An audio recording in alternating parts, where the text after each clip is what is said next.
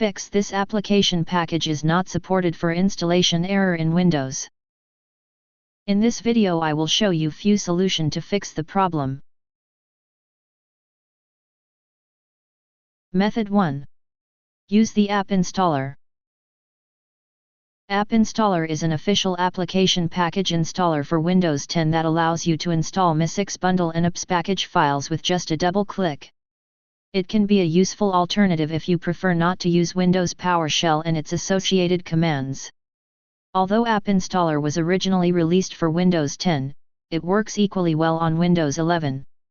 However, before installing App Installer, it's important to create a restore point on your Windows computer to prevent conflicts with your system's ability to sideload apps using PowerShell.